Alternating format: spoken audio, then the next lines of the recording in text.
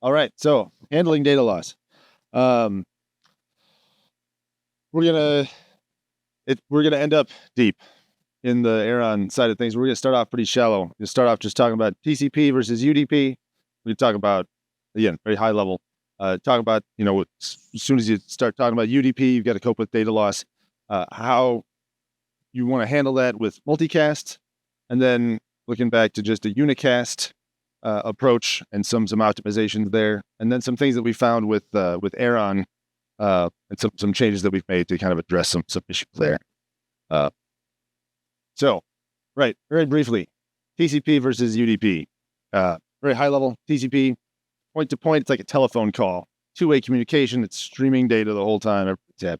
UDP is more like sending a postcard. It's a very fast postcard, but it is a postcard. It's this discrete chunk of data. You chuck it into the network, and maybe it got there, maybe it didn't. You don't really get a whole lot of feedback. The advantages, and we'll talk more about other advantages later on, but with UDP specifically, there's you get to you have much more control over what's going to happen, because there's you don't have TCP stepping in and helping solve all of your loss issues and flow control and things like that. So if you want to have control over what you're doing and build something very fast like Aeron, you want to build it on top of UDP. But this last point here, individual. So a postcard of data in UDP world is called a datagram. So individual datagrams can be lost at any time, and that's kind of the key. That's where it starts getting tricky. In a perfect world, if there was no loss, you would just use UDP and it'd be more efficient. And why would you use TCP? So we're going to talk about the 5 stages of handling loss. There's actually a 6th stage that we'll talk about, but this is about when you call support, and support people are familiar with a lot of those kinds of calls. You can just accept the loss, and there's an option in Aeron. If you're really looking for multicast distribution and you want to use those same APIs, you can just say, yeah, I'm not really interested in reliability. I just want to get the data out there, and if there's loss, I don't have to worry about it. So you can just skip straight to acceptance. But I think it's already been mentioned, knacking, everybody's favorite word, which is just negative acknowledgement. Nothing too wild and crazy. At first, it seems like it's pretty straightforward. If you experience any sort of loss, we'll just send a knack. So we're going to kind of describe kind of this simple solution. We'll start building out and see what actually needs, what's involved in the simple solution. It ends up being more complicated than you might want it to be, which is why you end up using something like Aeron. But fundamentally, you need to have some sort of sequencing information. UDP doesn't really provide that for you. It's just postcards of data getting sent out. Hopefully I don't accidentally whip this across the room. So you got to supply some sort of sequencing information so that as messages are sent through the network, if something gets lost, we can detect the gap. The receiver can go, well, I got 1 and 2 and then 4. I know I'm missing 3. I can send a knack for 3, and then I get 3 back. Everybody's happy. Pretty straightforward. But quickly, we run into things that make this a little more complicated. For the first thing is that if you're going to send this knack, if you're not going to use TCP for knacking, you're probably going to use UDP. That means the knack could get lost. And so you got to cope with that. And so you don't want to have to knack for your knacks. That gets ridiculous. So there's things you got to start. You got to start thinking that it gets fun.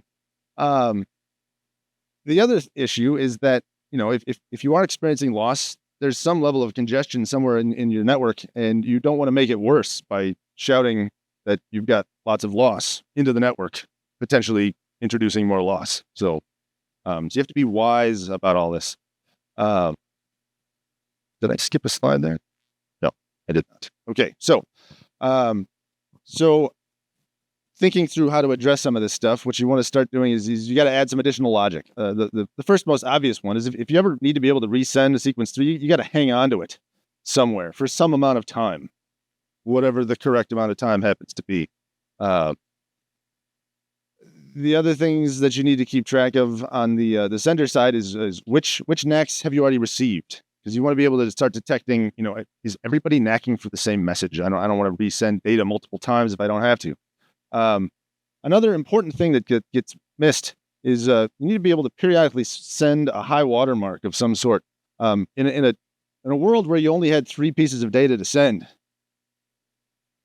if sequence number 4 never shows up because there is no sequence number 4, you would never detect that you had a gap, and you would never NAC for 3, and so the latency for sequence number 3 would be quite high because you're really waiting for sequence number 4, and who knows when it's coming.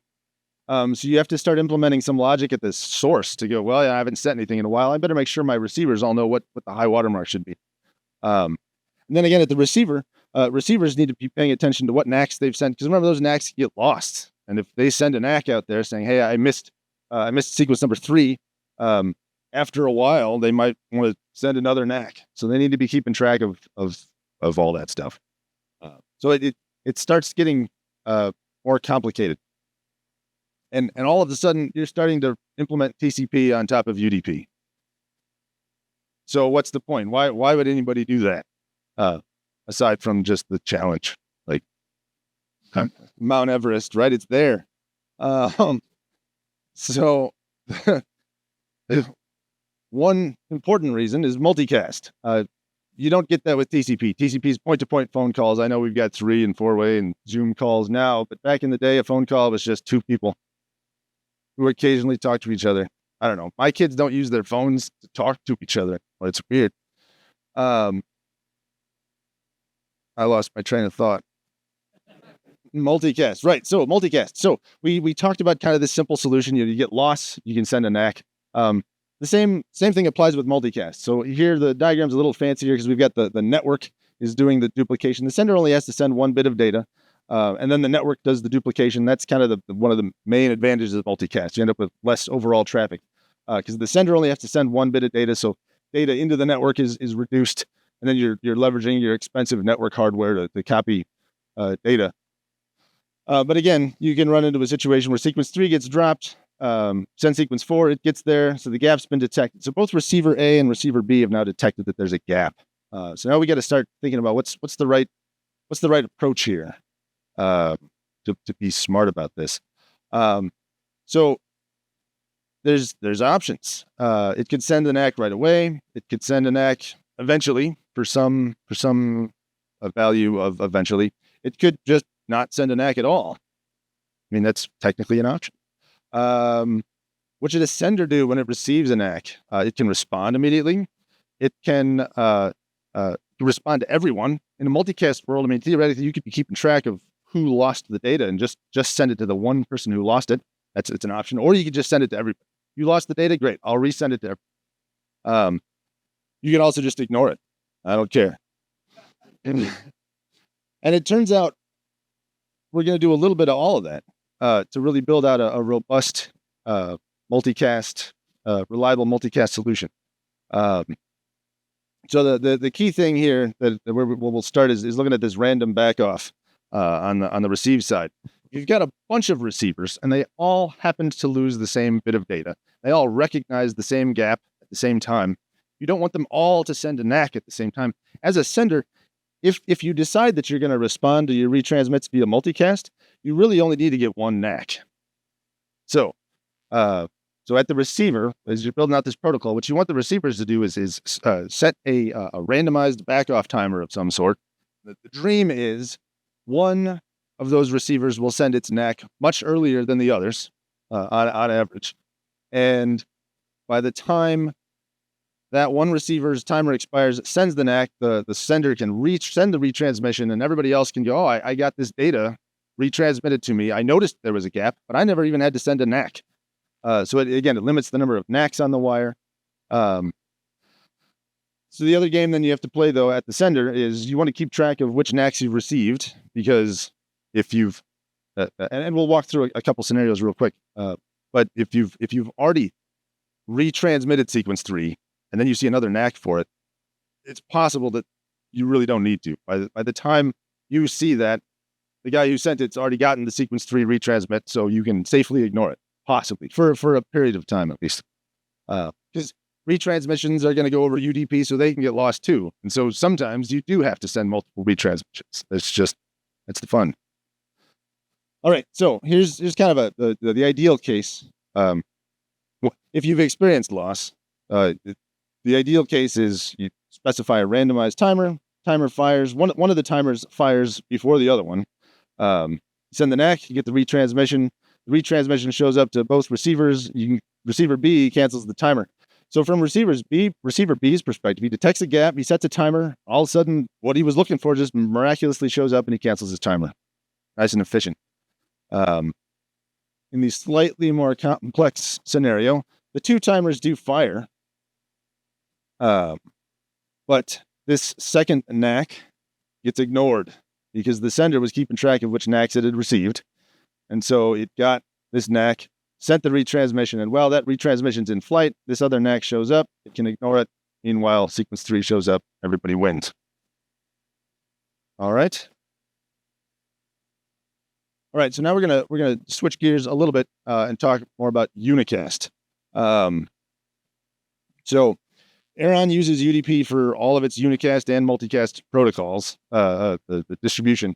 And the reason for that is that TCP is a little more pessimistic and I would say respectful of your network. Whereas Aeron's UDP is a little more of a bull in a china shop. So you have to be more careful with it. But part of what makes, or the ways in which TCP helps protect your network are the things that you don't want to have happen if you're really trying to run in a very high performance, low latency environment. So it scales back in the face of loss real quick. If you try to send just a little bit of data, it might wait 200 milliseconds before it actually pushes it out onto the wire. Helpful stuff like that. So if you don't want that, then you really do want to go back to unicast UDP, even though you're not really gaining the benefits of multicast in that case. You're gaining the optimizations that you can get from wisely using UDP with all the accoutrements that we're talking about building on top of it to handle loss. So unicast. So we're kind of back to the simple approach. There's really no need for a randomized timer. The Aeron multicast and unicast protocols are very, very similar. One very important difference is that there's no need for a randomized timer. You detect the gap. There's no reason, to wait to send to the NAC. There's nobody else that might have lost it. You're the only one, so you might as well send the NAC right now. There's no need to, if you don't send the NAC, there definitely won't be a retransmission. Whereas with multicast, if you don't send the NAC, maybe somebody else did, and you might get the retransmission without having sent. Right. So we can send the NAC as soon as we detect the gap. So now just to kind of flesh this out with Aeron, I talked earlier about with UDP, you've got to add some level of sequencing to all of your packets. Aeron doesn't put sequence numbers on the packets. What it tracks is kind of this idea where you've got this log buffer that's being replicated. So each packet has an indication of the offset into the log and then the length of data that's in this packet. But you can conveniently use that same info to detect gaps. So here we've got a 50-byte message, starts at 0. The next message starts at byte 50. It's 100 bytes. So the next two messages get lost. When the fifth message shows up, we do some quick math. We can detect that we have a gap. We can send a single NAC for the entire range over these two missing datagrams. So the total length was 125. We were up to 150, and that's the offset. And we send one NAC. And the interesting thing here about Aeron is that when the data fits into a single datagram, you can get one datagram back that has both of these messages. So that's one of the things that makes Aeron a little more efficient in the face of recovery and things like that. Is you can be sending lots of little bits of data, but when recovery occurs, it can be more efficient, which is what you want. You definitely don't want recovery to be less efficient, because earlier when you were doing something less efficient, you got messages dropped. So you don't want to end up doing the same thing that causes messages to be dropped. So here we can be more efficient and buffer up a larger, more data into a larger datagram, and hopefully not run into the same problems that may have caused the messages to be dropped in the first place. So where it gets fun is when there's a large gap. And this is where the recent enhancements to the Aeron protocol have come in. Typically, when Aeron's running in a nice, small, well-controlled network, you're not going to experience large contiguous blocks or a series of datagrams getting dropped. You'll get a datagram dropped here and there. Occasionally things will get congested. So there's no guarantees with UDP, so that you have to cope with some amounts of loss. But once you start dealing with larger data centers and WAN connectivity and multiple failover zones and availability zones inside of a single data center, all those sorts of things, large gaps become more likely. So here's a case where we sent some data, we lost a whole bunch of individual messages. It actually doesn't really matter how many individual messages were lost. The important bit is that the gap is big. When we finally detect it, we're missing almost 5,000 bytes. And now we run up against some fun bits about UDP again. UDP, again, it's sort of like a postcard. You can only cram so much information onto a postcard, no matter how good your handwriting is. So in this case, we can't respond to this single, this NAC, the NAC packet itself is very small. It's just got 2 values in it, but it's covering a very large range of data. So in this case, since UDP, I think by default, it's usually 1,500 byte datagrams, we're gonna have to respond with these 4 datagrams in order to recover the 4,950 bytes. Okay, so just setting the table here so we can talk about the improvements. So what I'm going to do is show kind of how it used to work, because we were trying to do the right thing and send NACs immediately, and then show how that doesn't work as well when you've got a big block of contiguous loss, and then talk about the changes we made to mitigate. So here's, let's say that's the receive term, perhaps. And for the sake of argument, I like smaller numbers. So let's just assume that datagrams are only 10 bytes on this network for some reason. So we've sent 2 datagrams. We filled up the receive side buffer. We've got 20 bytes, and then we got two messages in there. But then all of a sudden we got this guy shows up, and he's at offset 120. So we detect a 100 byte gap. So we send a NAC saying, starting from offset 20 all the way up for 100 bytes, we missed the data. The sender, very helpfully, resends all those packets. Again, it's a bunch of little 10 byte datagrams for the sake of small numbers. And what happens, we grab the first datagram off the wire, we slap it into the log buffer, and we notice that now there's a different gap. It's a smaller gap, but now it's got an offset of 30 and a length of 90. And we send a NAC for it, because we want to send a NAC right away. We do that again when we process the next message. Again, these messages appear, these are all in response to the first NAC that we sent. So the first NAC did cause all the right retransmissions to be sent. But as we're processing, as we're slotting them in, we end up sending some extra NACs. We end up sending a whole lot of extra NACs. In this case, I think we sent 9 extra NACs, when really we only needed to send that one guy. It's worth pointing out that even when this happens, you still get all your data. It was noticed because of a latency spike that occurred after the gap was noticed and it was recovered. Everything gets recovered, but then as things are kind of quiescing, there was higher latency on subsequent messages. And that's because we're processing a lot of retransmitted data that didn't need to be retransmitted. In this case, the first NAC, we got all the messages, all the data we needed got recovered as a result of that first guy. But as a result of sending all those other NACs, we retransmitted a whole bunch of extra data that the sender didn't need to send, didn't need to waste its time sending, and the receiver didn't need to waste its time receiving, even though it just got dropped on the floor. This took up space on the network. It caused other stuff that was more important to get backed up while we were resending this stuff. So we fixed it. For those of you familiar with Futurama, this is the Chamber of Understanding. There's some quiet disco music that plays when the dome comes down. It's an excellent TV show. Right. So rather than immediately sending out NACs, we've calmed it down a little bit, and we've added an initial delay and then a retry delay that are separate. So you can say, I want to NAC very soon whenever I detect a gap. I don't need to necessarily NAC immediately.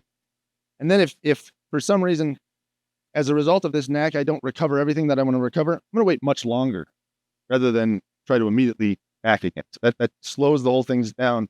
And what it allows for is the receiver to slot in all those messages that were the result of the first NAC. Remember, we got all those 10 messages back immediately. And the dream now is that with the changes we've made, you can get all those datagrams slotted in before any new NAC delay timer fires. And so we clear up the gap, and we don't have to send any more NACs. The sender doesn't have to send any more retransmissions. The other issue that we had was on the sender side. We were tracking NACs based on the starting offset, which wasn't so good because in this case the starting offset kept changing, but the range that was covered just overlapped the previous ranges. So now we're smarter about tracking NACs on the sender. I remember that was one of the things that you got to start doing when you're even just the simple solution. You got to be tracking what you've done, what losses is you're trying to recover, and doing that wisely by looking at, I just got a NAC for 30 offset of 30, a length of 90. Well, that's covered by the previous NAC I just had, so I can safely ignore that. It's not wildly different than getting 2 NACs for sequence number 3, which was something that we talked about earlier, where the sender can just go, yeah, I'm pretty sure I already sent all that, so I'm going to back off on it. So, right. So before the change, we end up sending 10 NACs, get 55 retransmissions. After the fix, we've got 1 NAC sent and 10. My glasses on. 10 retransmissions, which is the ideal case, besides not getting lost at all. So yeah.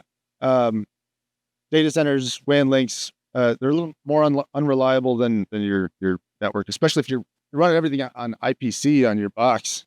That solves a lot of this. You don't have to worry about it. But if you've got data centers and WAN links, there's longer periods of time. You're less likely to just miss one little datagram here and there. You're more likely to experience some sustained period of loss. It causes larger gaps that have to be recovered a little bit differently than we were before.